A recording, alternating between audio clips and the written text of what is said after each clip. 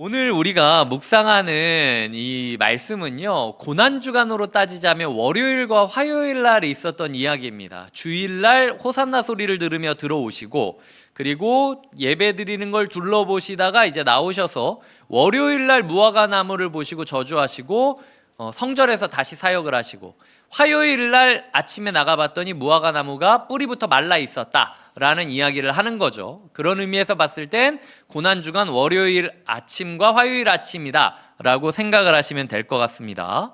오늘 말씀은 예수님이 배고프다 라는 말로 시작합니다. 12절에 보면 예수께서 시장하신지라, 아침에 나왔는데 왜 이렇게 배고파 하실까? 육체적인 배고픔을 뜻하는 걸로 성경에 적은 건 아닙니다.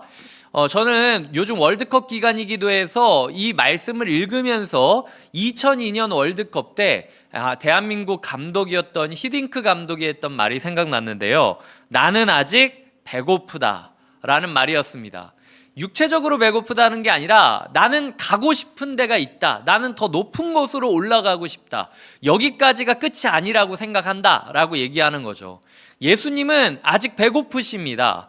예수님은 우리의 예배를 둘러보시고, 이 둘러보다라는 말이 정탐꾼이 정찰을 하듯이 불꽃 같은 눈으로 예배를 드리는 사람 한 사람 한 사람을 쳐다보셨다는 겁니다.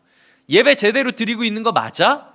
앉아있긴 하는데 예배답게 드리고 있는 거야? 라고 주님이 둘러보시고 결론이 이건 거죠. 나는 아직 배고프다. 너희는 이 정도면 예배 드리는 거 아니냐라고 얘기할 수 있겠지만 나는 이걸로는 예배가 아니라고 생각한다. 예배가 예배다워지기 위해선 조금 더 우리가 결단하고 조금 더 우리가 헌신하는 것이 필요하다라고 갈망을 가지고 있다라는 거죠. 그 갈망이 무엇인가? 무화과 나무가 잎사귀가 엄청 많았다고 해요. 그 잎사귀가 많은 무화과 나무에 다가갔는데 열매가 없는 거예요. 예수님이 그걸 보면서 저주를 하십니다. 즉 예수님은 예배가 예배다워지기 위한 가장 좋은 길은 내가 얼마나 은혜 받았느냐, 마치 나무가 잎사귀를 쫙 펼치고 광합성에 힘쓰듯이 하나님 제가 이 예배 가운데 은혜 받고 싶습니다 라고 이야기하는 것보다도 열매를 기대하고 계시다라는 거예요. 너희의 예배는 너희가 은혜 받고 싶은 마음만 있는 거 아니니? 이 예배는 무슨 열매가 있는 거야? 너희가 예배를 드렸는데 자기 만족 외에, 자기 기쁨 외에, 자기 열심 외에 무슨 열매가 남아있어? 라고 물어보시는 거예요. 나의 예배는 나만의 즐거움으로 끝나는가? 아니면 명확한 어떤 열매가 있는가? 주님께서 물어보고 계시다라는 거죠. 이 열매 있는 예배를 드려야 된다. 여기까지는 좋은데요. 저는 말씀을 처음에 읽었을 때 좀 의아한 부분이 있었습니다. 13절 마지막에 보면 이는 무화과의 때가 아님이라 라고 이야기하는 구절 때문이었는데요. 무화과의 때가 아닌데도 열매를 기대한다. 열매 맺을 때가 아닌데 열매를 기대한다. 이거는 예수님 너무 어거지 아닙니까? 너무 억지 쓰는 거 아니에요? 사계절이나 이런 열매 맺는 때를 정한 게 하나님의 뜻이지 않습니까? 그러면 열매 맺어야 될 때에 열매를 기대하셔야지. 열매 맺을 때도 아닌데 왜 열매를 기대하면서 저주를 하고 뿌리까지 말라버리게 하냐는 거예요. 이런 지점에 있어서 저는 말씀을 읽을 때 이 말씀이 좀 받아들여지기 어려운 부분이 있었습니다. 저만이 아니라 역사 가운데 많은 사람들이 이 구절 때문에 시험에 들어가지고 괴로워했던 것을 보고는 해요. 철학자 버트란트 러셀이라는 사람이 있습니다. 이 버트란트 러셀이라는 사람은 나는 왜 기독교인이 아니냐라는 책까지 쓴 철학자인데요. 내가 기독교인이 아닌 이유에 대해 쓰다가 이 얘기를 씁니다. 이 구절을 쓰면서 자, 이 구절을 봐라. 열매 맺을 때가 아닌데도 열매 맺지 못했다고 책망하는 걸 보니까 예수님은 둘 중 하나다. 첫째, 예수님은 무식했다. 열매 맺을 때가 아니라는 걸 모르고 한 얘기일 수 있다. 그게 아니라면 예수님은 너무하다. 열매 맺을 때가 아닌데도 불구하고 열매 내놓으라 라고 이야기하는 생떼 부리는 존재 아니냐. 그래서 나는 예수 안 믿는다 라고 얘기한 구절이기도 해요. 그리고 우리가 아는 슈바이처 박사, 의사로 유명한 이 슈바이처 박사가 사실은 성경 연구로도 유명한 사람입니다. 이분이 책도 쓰고 그랬던 분인데요.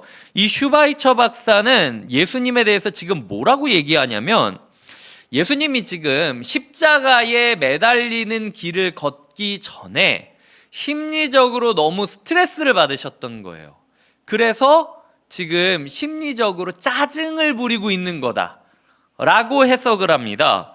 그래서 심리적 이상 반응으로 오늘 본문을 그리고 있는 거죠. 예수님이 얼마나 스트레스 받았으면 때가 아닌데도 열매 내놓으라고 이렇게 짜증을 내냐, 예수님의 인간성이 드러나는 장면이다 라는 식으로 이야기를 하는 거예요.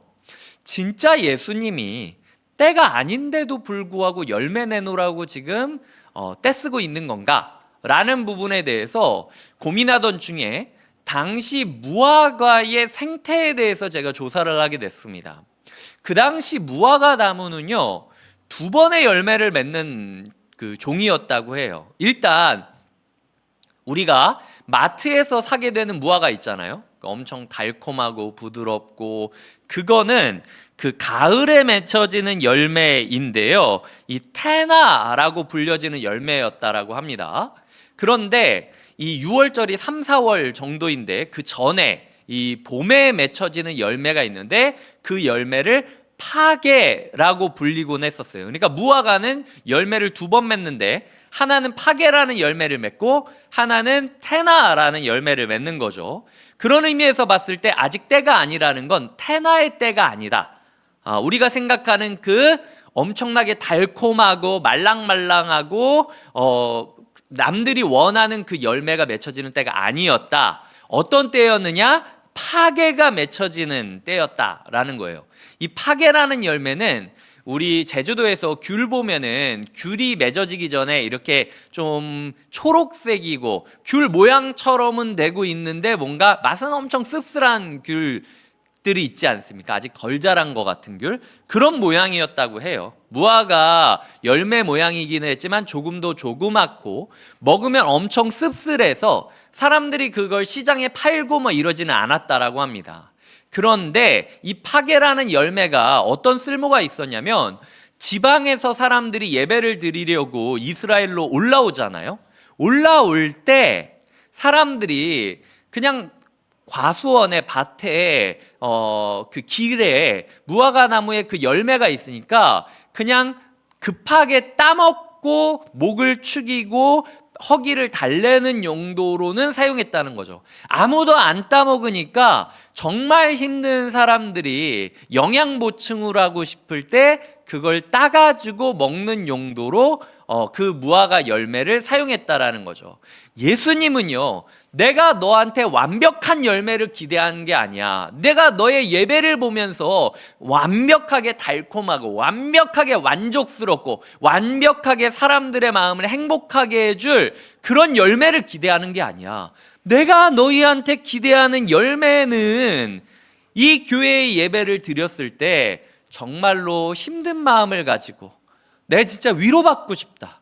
예배가 뭔지는 모르겠는데 내가 정말 하나님을 만나고 싶은 마음으로 예배를 드린다라고 하는 한 사람의 마음에 작지만 씁쓸하지만 그럼에도 불구하고 그 영적인 허기를 달래줄 수 있는 작은 열매를 맺기를 원하고 계시다라는 거죠. 잎사귀가 이렇게 넓게 펴져 있으면 파게 열매가 조금이라도 있겠지라는 마음으로 다가오지 않겠습니까? 교회 가운데, 우리 교회도 보면 교회 나오실 때 그냥 나오신 분도 있겠지만 등록하시기 전에 유튜브로 몇 번 예배도 드려보시고, 그리고 주변 소문도 좀 알아보시고 인터넷으로 검색도 해보시고 주변 추천도 받아서 여기 예배 좋다더라 라는 마음으로 예배 드리시는 분들도 계신 걸로 제가 알고 있어요.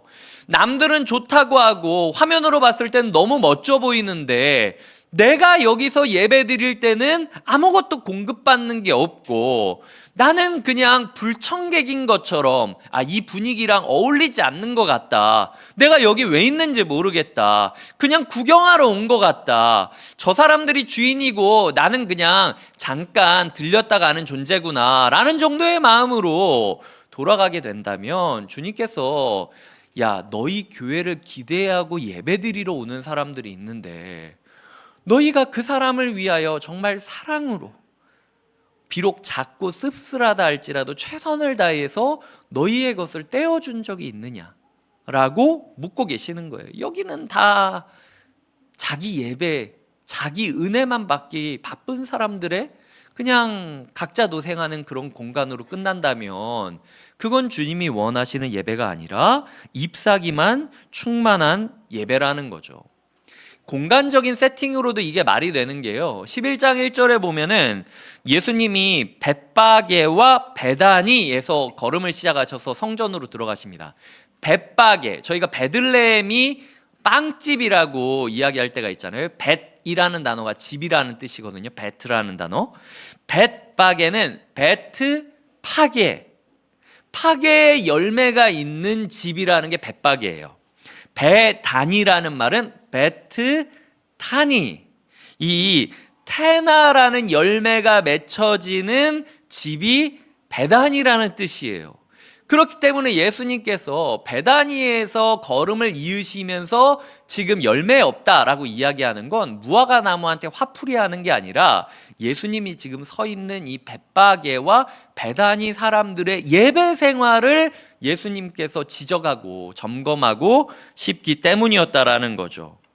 저는 이 말씀을 묵상하면서 몇 가지 생각을 합니다. 일단 주님께서 우리에게 바라시는 거는요, 자기의 만족을 누리기 위해서 자기 잎사귀를 펼치면서 주님 나 은혜 주세요 하는 열심보다도 주님 제가 이 교회에 예배 드리러 오는 누군가에게 나의 것이 별거 아닌 것 같아도 한 번의 친절로서, 한 번의 환영으로서, 한 번의 기도로서 저 사람이 나보다 더 은혜 받기를 원합니다라는 영적인 열매가 맺혀지는 공간이 되기를 원하신다는 거예요.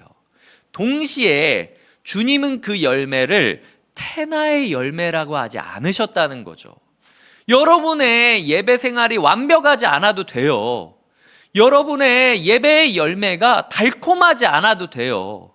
우리가 줄 수 있는 예배가 작다 할지라도 남들에게 씁쓸할 정도라 다른 사람들은 잘 먹지 않는 예배의 과실이라 할지라도 한 영혼을 사랑하는 마음으로 우리가 함께 예배드리는 공동체가 되기를 꿈꾸면서 예배드리는 사람과 아니면 남들은 모르겠고 나만 은혜 받으면 됩니다 라고 얘기하는 예배자의 생활은 굉장히 다르게 흘러갈 수 있다는 것을 기억해야 된다는 거죠. 교회는요, 테나를 꿈꾸는 파괴의 마당입니다. 저는 이 문장이 되게 저에게 위로가 됐어요. 교회는 테나를 꿈꾸는 파괴의 마당이다. 우리가 생각하는 예배, 우리가 생각하는 은혜, 우리가 생각하는 공동체는요, 나중에 때가 되면, 가을이 되면, 하나님 나라가 되면 예수 그리스도께서 다시 오시면 일어나게 될 거예요. 많은 사람들이 요한계시록 마지막에 보면 예수님으로부터 시작되는 열매를 먹고 아픈 것도 없겠고 괴로운 것도 없겠고 슬픈 것도 없을 거라고 이야기해요. 그건 여기서 안 돼요. 그건 나중에 주님이 오셔야 이루어지는 거죠. 중요한 건 우리가 맺는 열매는 테나의 열매가 아니라 파괴의 열매다. 우리는 연약해요. 우리는 부족해요. 우리는 씁쓸해요. 우리는 작아요. 그래도 괜찮다는 거예요. 우리를 통해서, 우리의 이 열매를 통해서 더 멋져 보이고 싶고 더 거대해지고 싶고 더 완성되고 싶은 그 열망을 내려놓고 그냥 있는 것 자체를 떼어서 누군가에게 주고 있느냐라는 걸 생각해 보아야 된다라는 거죠. 다음으로요, 우리는 무화과의 때가 아닙니다라는 핑계를 너무 많이 댄다는 생각을 하게 됐어요. 우리는 하나님이 우리에게 말씀으로 도전할 때 아직 때 아닙니다. 가을이 되면 되겠죠. 이런 식으로 밀어버릴 때가 많다라는 거죠. 이런 사람의 신앙생활에는 두 가지 단어가 많이 있는데요. 첫 번째는 어쩌라고. 뭐라고요? 어쩌라고. 어쩌라고 식의 신앙생활을 많이 합니다. 어쩌라고. 나 살기도 힘든데 나라도 잎사귀를 펼쳐서 광합성을 해야 살 수 있지 않습니까? 아니 그거 열매 파게 만들어 봐야 이 변변찮은 열매고 남 부끄러운 열매고, 그리고 이거 누가 따먹으면은 나한테 뭐 도움되는 거 하나도 없지 않습니까? 그 사람이 내 열매를 따먹으면서 나한테 거름을 줍니까? 물을 줍니까? 뭘 줍니까? 나 혼자 열매 맺고 나 혼자 잃어버리고 나에게 손해되는 거예요. 이렇게 내가 예배 드려봤자 내가 은혜 받고 남을 은혜 줘야지, 나는 은혜 못 받으면서 남만 행복하게 만들어주는 예배가 그게 무슨 예배입니까? 어쩌라고? 일단 나부터 예배 은혜 받아야죠 라고 얘기하는 태도를 갖게 된다라는 거죠. 두 번째는 언젠가는, 뭐라고요? 언젠가는이라는 말을 반복하면서 그런 식의 신앙생활을 합니다. 지금은 여유가 없고 가을이 되면 이 테나의 열매가 맺으면 사람들 줄게요. 언젠가는 제가 그렇게 예배에 은혜를 끼칠 수 있겠죠. 하지만 지금은 일단 나부터 은혜를 받아야 되지 않겠습니까? 라고 생각하는 것이 사람들의 모습이라는 거죠. 그래서 우리가 이 말씀을 적용할 때 주님은 지금 당장 작고 씁쓸하더라도 우리 예배의 열매를 원하는데, 우리는 여전히 주님 앞에서 어쩌라고? 그럴 거면 은혜 주셨든지, 그럴 거면은 나 안전하게 만들어 주시든지, 아니면 언젠가는 저 그렇게 할 건데요? 라는 식으로 우리 신앙생활에 어쩌라고, 언젠가는 이 단어가 계속 맴돌고 있는 건 아닌가 돌아보며 점검하는 것이 필요하다라는 거죠. 오늘은 청년주일입니다. 이 청년주일을 맞아서 저는 이 말씀을 청년이라는 키워드에 한번 적용해 봤어요. 먼저 생각해 봅니다. 우리 교회 성도님들에게 묻겠습니다. 저는요, 우리 교회에 청년이 많기를 원해요. 저는 우리 교회 안에 청년들이 더 멋진 모습들을 보여줬으면 좋겠다라는 생각을 해요. 여러분들도 그런 생각 하시잖아요. 그런데 오늘 말씀은 물어보고 있는 거예요. 청년은 푸르름이라 라고 얘기들 하잖아요. 청년은 우리 교회 잎사귀와도 같은 존재들입니다.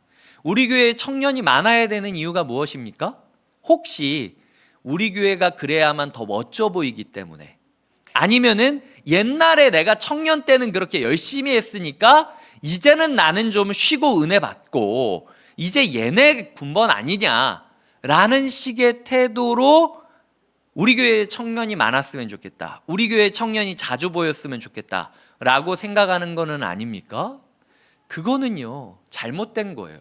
주님께서는 오히려 한 주 내내 힘든 인생을 살면서 우리 교회에 온 청년들에게 교회가, 야 니네가 우리 교회에 잎사귀니까 더 열심히 얼굴을 보여줘야지, 더 열심히 사역을 해야지, 이렇게 얘기하는 게 아니라 너희에게 내가 열매를 주겠다라는 마음으로 청년들이 조금이라도 더 쉴 수 있도록, 조금이라도 더 정비할 수 있도록 자신의 은혜를 떼어주는 것이, 저는 그게 바른 교회라고 생각하고 저는 그게 건강한 교회라고 믿고 있어요. 우리 교회에 청년이 많아야 되는 건 좋은 일이지만 우리의 만족을 위해서 청년이 많을 필요는 없다라는 거죠. 우리가 혹시 청년들이 많았으면 좋겠다라고 하는 이유가 바로 그것 때문입니까? 그렇다면 우리는 이제 마음을 바꿔야 돼요. 주님은 그런 나무를 저주하십니다. 그렇기 때문에 우리의 마음 가운데 어쩌라고, 주님 나 할 만큼 했습니다, 애썼잖아요, 근데 올해 또 내가 열매를 맺어야 됩니까? 이제는 좀 젊은 애들이 열매 맺어야죠 라는 식으로 이야기하며 어쩌라고의 태도를 하거나, 언젠가는 주님 저는 할 만큼 했고 이제 언젠가는 몸 낫고 여력이 생기면 이제 아이 좀 키우면 그럼 그때 다시 할게요, 내가 할 만큼 했잖아요, 지금은 얘네가 해야 돼요 라고 이야기하는 태도로는 예배의 열매를 우리는 맺을 수 없다는 거예요. 다음으로 청년들에게 좀 관심을 가지면서 고민하게 됐습니다. 이 시대는 청년들에게 잎사귀를 원해요. 너희 스펙이 어떻게 되느냐, 학벌, 그리고 자격증, 뭐 직장이 어떻게 되느냐, 뭐 이런 이야기들을 하면서 어떤 잎사귀를 맺고 있는지를 물어보는 시대예요. 하지만 주님께서는 너희의 잎사귀를 보고 너희를 평가하시는 것이 아니라 지금 이 청년의 때임에도 열매를 맺고 있느냐를 보고 평가하고 있다는 거죠. 주님 저 취업하면은 할게요. 주님 저 결혼하면은 할게요. 이러면 주님께서 지금 안 되는 건 그때도 안 돼. 저주하시고 뿌리가 말라버리게 만드신다는 거예요. 혹시라도 이 청년이라는 시기를 핑계 삼아서 주님은 이 시기 가운데 서투르더라도 작더라도 씁쓸하더라도 부족하더라도 다른 사람들을 먹이고 돌보는 열매를 맺기를 원하세요. 근데 나는 청년이니까 무조건 받아야 돼. 난 청년이니까 무조건 배려를 받아야 돼. 라는 식으로 이야기하면서 남을 위해 나의 것을 내어주려는 시도는 전혀 하지 않은 채로 그냥 나는 무조건 돌봄 받아야 돼 라는 프레임 속에 자기를 가두고 있다면요, 그때가 돼도 안 된다. 왜냐하면 뿌리가 말라버리니까 라는 걸 기억해야 된다라는 거죠. 제가 이렇게 소위 말해서 평소보다 좀 세게 이야기할 수 있는 이유는 저는 이제는 우리 교회 가운데 이 부분이 어느 정도 돌파구를 찾았다라고 믿기 때문이에요. 저는 우리 교회 청년들에 대해서 자긍심이 있고 우리 교회 성도님에 대해서 감사함이 있습니다. 특별히 생각해 보세요. 지금 청년주일이라고 했을 때 청년들이 여기서 뭐 드라마를 하는 것도 아니고 뭐 특송을 하는 것도 아니고 저희가 이야기하는 게 예배의 콰이어로 서면서 한번 해달라. 처음에는 선물을 준비할까도 뭐 청년들 가운데 이렇게 이것만 하는 건 좀 그렇지 않습니까? 선물이라도 좀 준비해야 되는 거 아니에요? 그래서 간식을 주문하려고 막 하던 중에 성도님 한 가정이 떡을 해주신다 그래가지고 제 마음 가운데 하나님이 이것까지도 청년들이 하지 말고 그냥 누리라고 하시는구나, 감사한 마음으로 이번 주에 오게 됐어요. 예전에는 제가 청년들한테 예배의 주체가 되라, 예배에 누리기만 하려고 하는 게 아니라 우리 교회 예배를 지켜줘라, 이런 얘기를 되게 많이 했어요.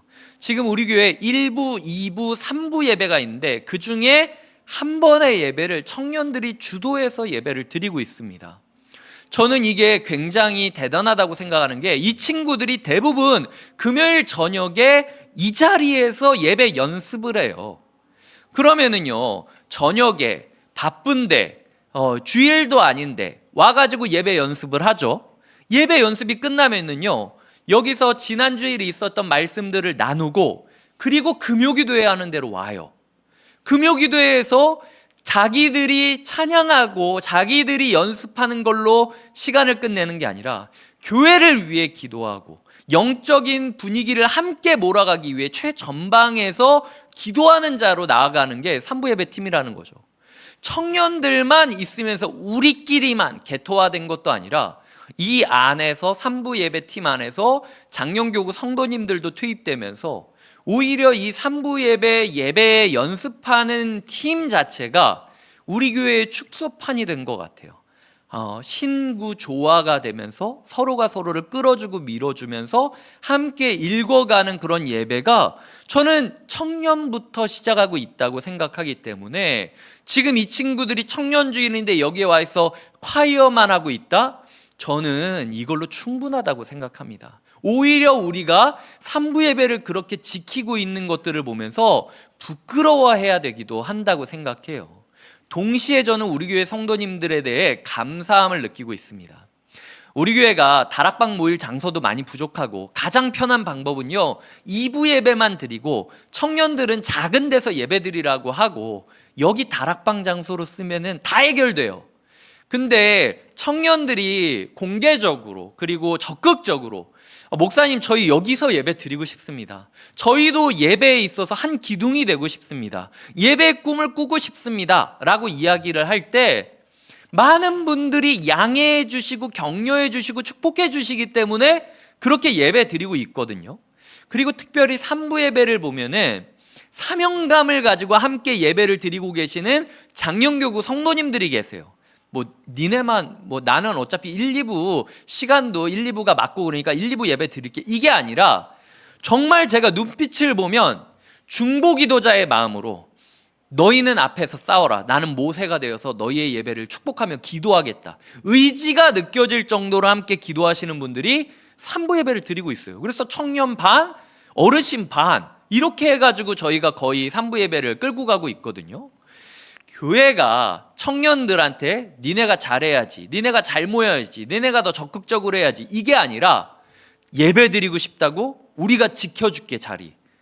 니네가 앞장서면 우리가 앉아가지고 너희를 위해 기도해 줄게 라는 마음으로 앉아 계시는 분들이 계시기 때문에 저는 우리 교회 가운데 이 말씀이 우리를 책망하는 말씀으로만 느껴지는 것이 아니라 하나님이 우리에게 너희 잘하고 있다, 그게 맞아, 보여지는 예배가 다가 아니라 이 예배 가운데 청년은 교회에게 열매를 주고 싶어하고 교회는 청년에게 기도와 응원의 열매를 주고 있으면서 같이 굴러가는 생명력 있는 예배가 된다라는 것, 그렇기 때문에 너희가 가고 있는 길이 맞다라는 것이 제 마음 가운데 말씀을 준비하면서 느껴졌던 큰 감사와 기쁨이었습니다. 그 감사와 기쁨을 자긍심으로 여기면서 우리 교회 가운데 자기 잎사귀만 펼치면서 나 은혜 받을 것만 생각하는 교회가 아니라 어떻게 하면 내가 은혜 받을까 보다 어떻게 하면 이 작은 열매라도 떼어서 누군가한테 줄 수 있을까 라는 걸 고민하는 예배자가 되어야 한다라는 거죠. 예수님께서는요 저주하십니다. 저주했을 때 열매 나무가 뿌리까지 말라버렸다라고 이야기하거든요. 이 예배자들이 그럴 때가 있지 않습니까? 예배 엄청 열심히 드렸고 잎을 펼치듯이 온 힘을 다하여 예배 드렸는데도 끝나고 나면 허탈할 때가 있어요. 이 예배 남은 게 있나? 이 예배 제대로 드린 거 맞나? 분명히 나 예배 드리면서 울고불고 난리를 쳤는데 왜 이렇게 공허하지? 라고 느껴지는 때가 있다는 거죠. 예배를 드렸는데도 우리의 마음 가운데 불안감이 있습니다. 불안감이 우리의 마음을 이렇게 채워가면서 썩게 만들죠. 우리의 마음 가운데 분노의 불길이 있습니다. 그래서 예배 잘 드렸는데도 갑자기 울컥 치밀어 오르는 분노가 나의 마음을 다 불태워버릴 때가 있죠. 예배 잘 드렸는데도 짜증이 있을 때가 있어요. 그건 예배를 잘 드리지 않은 겁니다. 우리의 예배 후에 우리의 삶에 있어서 분노와 불안과 짜증이 느껴진다라는 거는요, 뿌리가 말라버렸다는 거예요. 행복한 사람이 행복한 예배를 드립니다. 그리고 행복한 예배를 드린 사람은 행복하게 살 수밖에 없어요. 이런 지점에 있어서 예배를 열심히 드리고 있는데도 나의 마음에 주님이 주시는 특별한 행복이 느껴지지 않는다면 오늘 말씀을 우리에게 주시는 경고로 여겨야 한다라는 것이죠. 그린워싱이라는 게 있습니다. 이 그린워싱이 뭐냐면은 한국말로는 위장 환경주의라는 말인데요. 그런 거 있잖아요. 이 상품 팔고 그럴 때 초록색 마케팅 같은 거 막 이렇게 하면서 환경에 도움될 것처럼 얘기하는데 실제로는 전혀 환경에 도움되지 않는 것. 2021년도인가 한국의 한 화장품 회사가 이슈가 된 적이 있었습니다. 뭐 때문이었냐면 자연주의를 내세우면서 초록색을 바탕으로 한 상품을 내걸었는데요. 뭐 제가 기억하기로는 아예 이 표지 자체에 안녕 나는 종이꽉이야 뭐 이런 식으로 하면서 화장품을 파는 거였습니다. 근데 그 초록색 종이를 뜯어보니까 플라스틱 병이 있는 거예요. 그러니까 이 사람들은 환경을 아끼는 거라고 마케팅을 했지만 실제로는 플라스틱을 종이로 덮고 있었다라는 거죠. 뭐 어때? 마케팅인데 라고 이야기하면서 흐지부지 그냥 끝나버린 이야기가 되었습니다. 그리스도인에게 초록색 포장지를 두를 수가 있죠. 예배가 은혜가 있는 교회, 곁에 있는 교회, 사랑이 있는 교회, 여러 가지 이야기를 할 수 있겠죠. 하지만 이 종이 포장지 안에는 여전히 변화되지 않는 내가 있는 거 아닙니까? 남이 은혜 받는 것도 좋지만 나부터 은혜 받아야 돼. 내가 완벽한 열매를 맺기 전까지는 남한테 떼주는 건 좀 아까운걸? 이런 생각을 하면서 자기 중심적인 예배만 드리고 있다면 그게 그린워싱인 거예요. 그리스도인들이 사람들을 위하고 세상을 축복하는 공동체가 된다고 하면서도 결국에는 자기밖에 모르는 이기적인 공동체로 살아가고 있다라는 증거가 된다라는 거죠. 주님께서는 그런 그린워싱의 포장지를 벗기고 그 안에 너희가 감추고 있었던 플라스틱 병들이 무엇이었는지를 폭로하신 다음에 그것들을 이제는 바꿔야 되지 않겠냐라고 얘기하시는 것이 오늘 말씀의 핵심입니다. 그래서 오늘 말씀이 보면 두 파트로 떨어져 있는 거예요. A 파트와 B 파트 사이에 가운데에 본문이 있죠. 이 가운데 본문을 다다음 주에 저희가 다루게 될 거거든요. 그 다다음 주에 다루게 될 때 도대체 우리의 예배 안에서 어떤 열매가 맺어야만 우리가 사람들을 먹이고 시원하게 만들어줄 수 있을까? 우리의 예배는 어떠해야 되는가라는 열매에 대한 부분을 다다음 주에 다룰 겁니다. 그러니까 기대해 주시고요. 자, 이제 말씀을 정리해 보도록 하겠습니다. 22절에 보면은요, 예수님이 대답하시죠. 하나님을 믿어라. 예배에 은혜 받는 건 우리의 열심으로 되는 게 아닙니다. 예배에 은혜를 받는 건 돈으로 되는 게 아니에요. 예배의 은혜를 받는 건 건물이 크다고 되는 게 아니에요. 예배의 은혜를 받는 건 하나님이 하실 때 은혜 받는 겁니다. 하나님을 믿어라. 내가 너희한테 열매를 주려고 한다. 내가 너희에게 예배를 예배답게 만들고 싶다. 왜냐? 나는 배고프기 때문에. 나는 이 예배 가운데 은혜를 받아야만 되겠다. 나는 이 예배 가운데 은혜가 있어야만 되겠다. 그러니까 너희가 은혜를 원하든 원하지 않든 나는 이 예배를 예배답게 만들어 갈 것이다. 이게 예수님의 마음이었다라는 거죠. 한 주간 여러 가지 잎사귀를 통해 자기 열심, 자기 스펙, 보여지는 이미지를 통해서 은혜 받는 사람이라는 이미지 메이킹을 하고 있지는 않았습니까? 그런 상황 가운데 남들의 예배를 세워가고 남들의 예배를 꿈꿔가는 데는 도움 줄 여력이 없다고 생각하면서 파괴의 열매를 맺는 것에는 뒤로 물러나고 있지는 않았습니까? 어쩌라고, 나도 힘든데 언젠가는 하겠죠 라는 마음으로 하나님께 아직 때가 아닌데 왜 자꾸 압박하십니까? 라고 얘기했던 건 아닙니까? 주님께서는 내가 너한테 바라는 건 작고 씁쓸할지라도 지금 네가 받는 은혜를 누군가한테 떠먹여 주는 거야 라고 이야기하고 계시다라는 걸 기억하셔야 돼요. 초록색 잎사귀를 포기해도 주님은 우리를 사랑하십니다. 우리가 별 볼 일 없는 나무고 별 볼 일 없는 열매를 맺는 교회라 할지라도 주님은 우리를 사용하세요. 그런 신뢰를 가지고 하나님이 우리 교회의 예배를 예배답게 만드실 날을 꿈꾸며 하나님을 믿음으로 우리가 예배에 다시 한번 달려들기를 주님의 이름으로 축복드립니다. 기도하시겠습니다.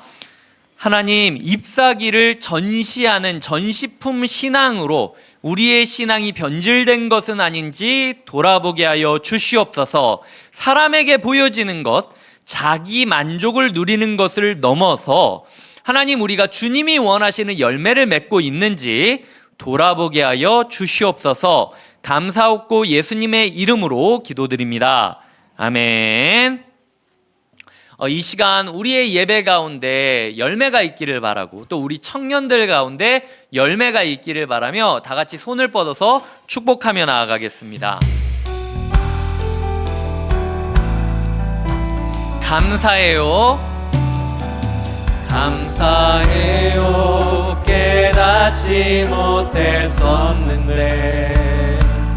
내가 얼마나 소중한 존재라는 걸 태초부터 지금까지 하나님의 사랑은 항상 날 향하고 있었다는 걸 고마워요. 고마워요. 그 사랑을 가르쳐준 당신께 주께서 허락하신 당신께 그리스도의 사랑으로 더욱 섞이며 이제 나도 세상에 전하리라. 당신은 사랑받기 위해 그리고 그 사랑 전하기 위해 주께서 택하 택하시고 이 땅에 심으셨네. 또 하나의 처음부터 찬양하겠습니다. 감사해요. 감사해요. 깨닫지 못했었는데 내가 얼마나 소중한 존재라는 걸 태초부터 지금까지 하나님의 사랑은 항상 날 향하고 있었다. 고마워요. 고마워요.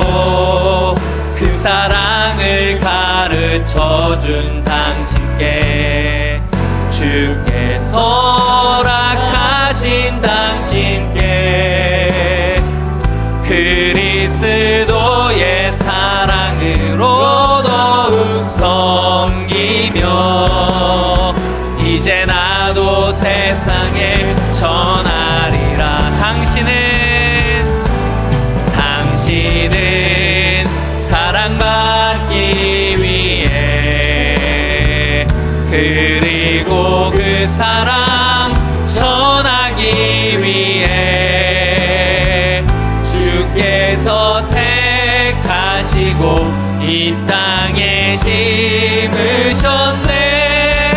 또 다시 한번 찬양합니다. 당신은 사랑받기 위해 당신은 사랑받기 위해 그리고 그 사랑 전하기 위해 주께서 택하시고 이 땅에 심으셨네. 또 하나님 아버지에게 나갑니다. 아바 아버지, 아버지 나를 사랑하시니 나의 모든 것 주께 드려요. 아버지 내가 여기 있으니 주님 영광 위하여 써주세요. 아버지 나를 사랑하시니 나의 모든 것 주께 드려요. 아버지 내가 여기 있으니 주님 영광 위하여 주님 영광 위하여 주님 영광 위하여 주님 교회 위하여 주님 교회 위하여 써주세요. 우리를 열매 맺게 하실 주님께 감사의 박수를 올려드리겠습니다. 기도하시겠습니다. 우리 주 예수 그리스도의 은혜와 하나님의 사랑과 성령님의 교통하심이 잎사귀만 더하며 자신을 전시하는 것을 넘어 지금 이 자리에서 작고 씁쓸하더라도 주님이 원하시는 열매를 맺어가기를 소망하고 결단하는 주님의 사람들과 곁에 있는 교회에게, 그리고 우리 교회 가운데 하나님이 보내주신 자랑스러운 청년교구 친구들에게 지금부터 영원토록 함께 해주시기를 간절히 축원하옵나이다. 아멘.